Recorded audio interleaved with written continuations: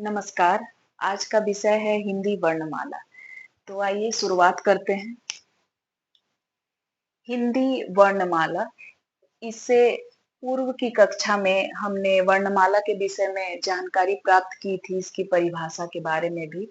फिर भी आज एक बार दोहराव की स्थिति में पहुंचते हुए हम इसकी पुनरावृत्ति भी कर लेते हैं कि वर्णमाला किसे कहते हैं। वर्णमाला, वर्णों के उच्चारण समूह को वर्णमाला कहा जाता है। हिंदी में मूलतः वर्णों की संख्या 52 है। इससे पहले की कक्षा में हमने इस विषय पर चर्चा की है। अब 52 जो भी वर्ण है मूलतः, उनके विषय में आइए हम विस्तार से जानते हैं। सबसे पहले स्वर। स्वरों की संख्या कितनी है? 11। 11 हमारे स्वर हैं। अ, आ, ह्रस्व ई, दीर्घ ई, ह्रस्व उ, दीर्घ उ, री, ए, ऐ, ओ, औ। जैसे मैंने उच्चारण किया है, ठीक इसी प्रकार से आप भी उच्चारित कीजिएगा। कुछ बच्चे ओ, औ इस तरीके से उच्चारण करते हैं, जो कि अशुद्ध है। वास्तव में शुद्ध रूप में ही इनका उच्चारण होना चाहिए, क्योंकि हिंदी भाषा में जैसा हम बोलते हैं वैसा ही लिखते हैं, जैसा हम सुनते हैं वैसा ही लिखते हैं। तो जो बोलने और सुनने में जब तक शुद्धता नहीं आएगी, तो फिर आप शुद्ध रूप में लिख भी नहीं पाएंगे। तो ध्यान रखें कि इनका उच्चारण शुद्ध रूप में ही हमेशा करें।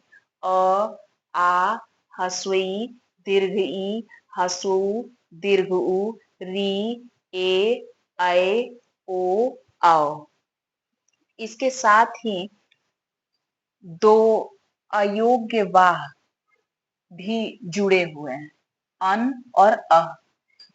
अन, इन्हें अनुस्वार कहा जाता है, इसे अनुस्वार कहा जाता है, और इसे विसर्ग कहते हैं। इसका उच्चारण ह है। अनुस्वार, अनुस्वार का अर्थ होता है जो स्वर का अनुसरण करे, स्वर के बाद आए।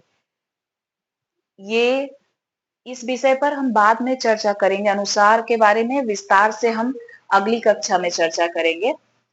आज के लिए बस इतना जान लीजिए कि स्वरों के बाद भी इनका प्रयोग होता है, लेकिन मूल रूप से स्वरों की संख्या 11 है। इन्हें अयोग्य व इसीलिए कहा जाता है, ना ही ये स्वर के साथ रह सकते हैं और ना ही ये व्यंजन के साथ योग बना सकते हैं। अयोग्य वा है ये, मतलब न तो ये स्वर के योग का वहन कर पाते हैं और ना ही व्यंजन के साथ ये रह पाते हैं। लेकिन योग को वहन न कर सकने के भी स्थिति में ये साथ रहते हैं, इसीलिए इन्हें अयोग्य वाह कहा गया है। तो हिंदी साहित्य में अयोग्य वाह कितने हैं? 2 है, अन और अह, जो न तो स्वर के साथ आते हैं न व्यंजन के साथ, फिर भी हिंदी भाषा में अपना स्थान रखते हैं। आगे हम देखते हैं कि जो स्वर हैं, इन्हें भी मूल रूप से 3 भागों में बांटा गया है। स्वर जो है, इन्हें भी 3 भागों में बांटा गया है। 3 भागों में कौन कौन से? ह्रस्व, दीर्घ और संयुक्त स्वर। ह्रस्व, दीर्घ और संयुक्त स्वर 3 भागों में बांटा गया है। अब जैसे अ हो गया, ह्रस्व ई हो गई, उ, ये तीनों ही मूल स्वर हैं या ह्रस्व स्वर है। एक मात्रिक स्वर भी इन्हें कहा जाता है। अ, ह्रस्व ई और दीर्घ उ, ये तीनों ह्रस्व स्वर है। ठीक है। इसके बाद दीर्घ स्वर में आ जाते हैं। दीर्घ स्वर है आ, दीर्घ ई और दीर्घ उ। ये तीनों दीर्घ स्वर है। ठीक है। ह्रस्व स्वर में ही री भी आता है। री भी ह्रस्व स्वर में ही आता है। ठीक है। इसको ध्यान में रखना है कि अ, ह्रस्व ई, ह्रस्व उ और री, ये ह्रस्व स्वर है। ठीक है। मूल स्वर भी इन्हें ही कहा जाता है। इसके बाद दीर्घ स्वर आ, दीर्घ ई और दीर्घ उ, ये हो गए आपके दीर्घ स्वर।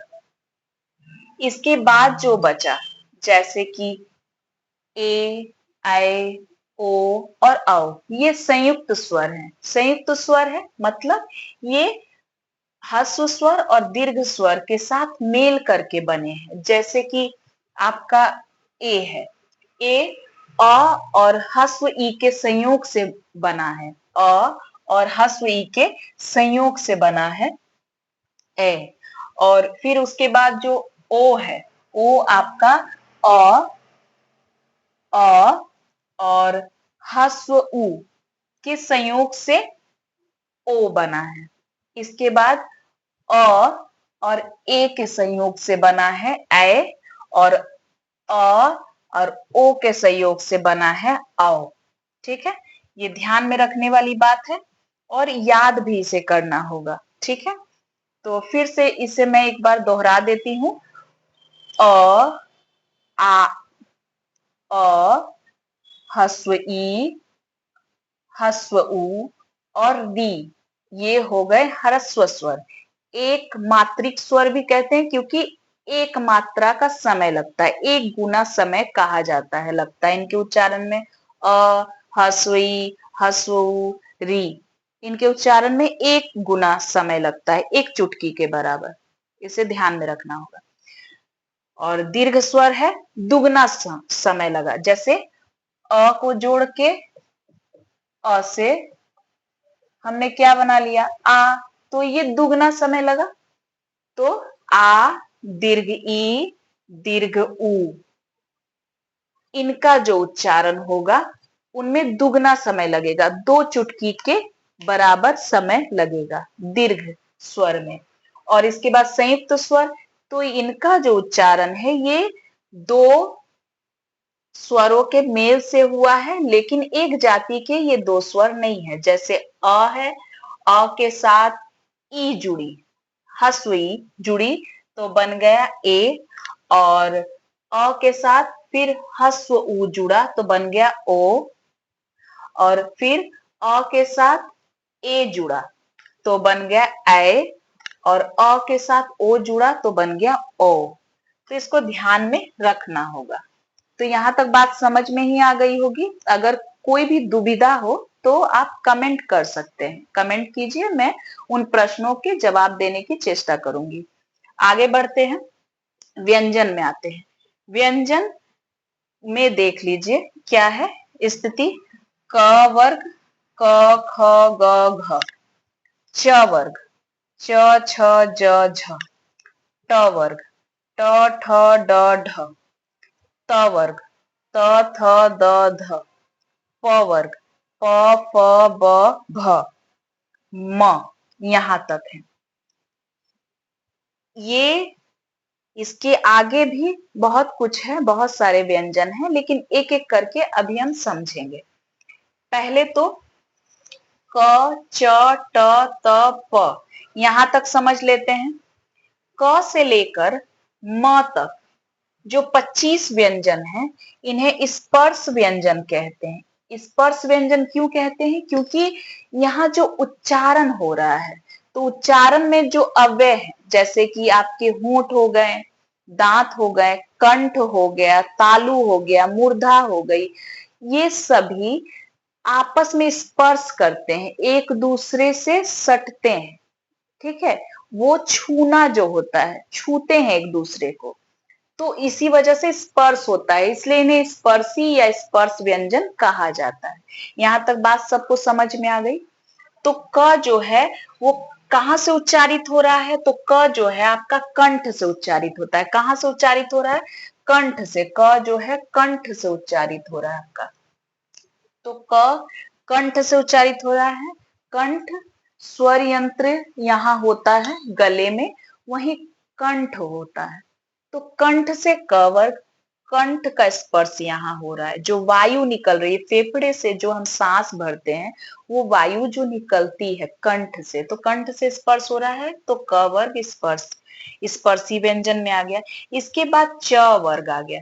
च वर्ग का क्या है? तो ये तालु से उच्चारित होता है। ठीक है, तालु से इसका उच्चारण होता है।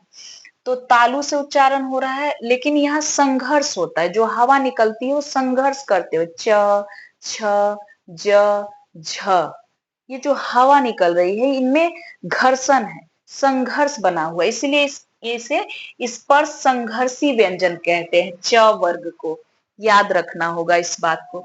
इसके बाद है ट वर्ग। तो ट का उच्चारण आपका मूर्धा से होता है। मूर्धा से ट वर्ग, ट, ठ, ड, ढ, ये मूर्धा से, मूर्धा को ये छूता है, स्पर्श करता है, तो ट वर्ग हो गया। इसके बाद है त वर्ग। त वर्ग का उच्चारण आपका दांत से स्पर्श हो रहा है, देखिए त, थ, द, ध, न, ठीक है। इसके बाद है आपका प वर्ग। प वर्ग में आपका होंठ आता है, ओष्ठ, ओष्ठ कहते हैं, होंठ, होंठ स्पर्श करते हैं, प, फ, ब, भ, म। तो यहां तक हमने क्या पाया कि इन्हें हम स्पर्श स्पर्श व्यंजन कहेंगे। 25 जो व्यंजन है क से लेकर म तक 25 व्यंजन को स्पर्श व्यंजन कहते हैं। यहां तक बात समझ में आ गई। अब आगे देखिए, ये जो अंतिम जो पांचवा वर्ण है हर वर्ग का, जैसे क हो गया, च, ट, त, प, यहां तक आप देखिए जो पांच अंतिम जो वर्ण है पांचों समूह का, पांचों वर्गों का, देखिए अंग हो गया क का, इ, ण, न और म, ये इन्हें नासिकीय कहा जाता है। नासिकय, नासिकय कहा जाता है। क्यों नासिकय क्यों कहा जाता है? नासिकय इसलिए कहा जाता है क्योंकि यहाँ जो उच्चारण होता है वर्णों का, वहां जो हवा है वो नाक से निकलती है। अंग, इ, ण, न, म, हवा जो है वो नाक से निकल रही है, इसीलिए इसे नासिकीय वर्ण कहते हैं। ठीक है, ध्यान रहेगा। आइए आगे बढ़ते हैं। इसके बाद आता है अंतस्थ।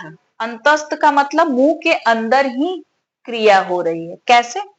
तो यहाँ पे देखिए जीभ है, होंठ है, तालु है, सभी का स्पर्श हो रहा है। ठीक है, अंतस्थ में य, र, ल, व, ठीक है, दांत है, लेकिन आपस में वो एक दूसरे को स्पर्श भी नहीं कर पा रहे, पूर्ण रूप से स्पर्श भी नहीं हो रहा है, मुंह के अंदर ही क्रिया हो रही है, इसीलिए इसे अंतस्थ कहा जाता है। अंदर ही अंदर क्रिया होती है, लेकिन पूर्ण रूप से स्पर्श भी नहीं हो पाता है उच्चारण अवयवों का। ठीक है, इसमें से य, र जो है उसे लुंठित कहा जाता है। लुंठित मतलब लुढ़कना, ठीक है, कंपन होना।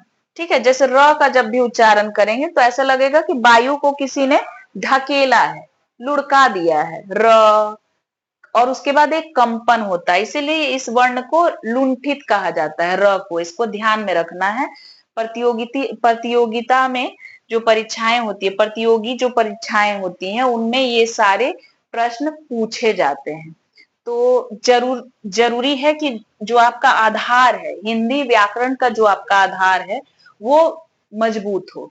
उसके लिए क्या जरूरी है कि आज से ही आप इन छोटी छोटी बातों का, विशेष बातों का ध्यान रखें। तो र क्या है? लुंठित है, इसको ध्यान में रखना होगा कि र जो है इसे लुंठित कहा जाता है। लुंठित मतलब लुढ़कना, ढकेलना, कंपित होना। ठीक है, र। अब इसके बाद ल क्या है? इसके साथ क्या विशेष बात है ल के साथ कि ये पार्श्विक है। पार्श्विक मतलब उच्चारण जब हो रहा है तो ऐसे लगता है कि उच्चारण करते समय हवा जो है बगल से निकल जा रही है, जीभ के दोनों बगल से हवा निकल जाती है, इसीलिए इसे पार्श्विक कहा जाता है। पास से हवा, बगल से हवा निकल जाती है, इसीलिए इसे पार्श्विक कहा जाता है ल को।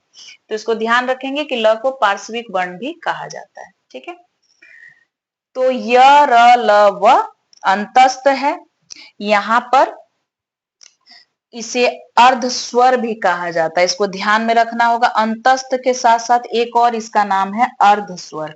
अर्ध स्वर कहा जाता है, पूर्ण स्वर नहीं, अर्ध स्वर, क्योंकि ये व्यंजन होते हुए भी ये स्वर की तरह व्यवहार करता है।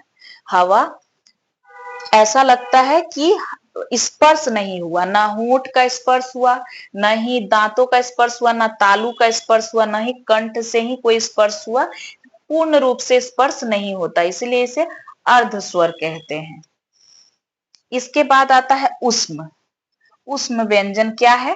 तालव्य श, मूर्धन्य श, दंत स, ह, इन्हें उष्म व्यंजन कहा जाता, ऊष्म इसलिए कहा जाता है क्योंकि इनके उच्चारण में हवा जो है थोड़ी गर्म सी महसूस होती है।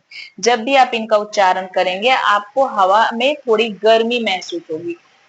श, तालव्य श, मूर्धन्य श, दंत श और ह, तो ये ऊष्म व्यंजन कहलाते हैं। इसके बाद क्या है?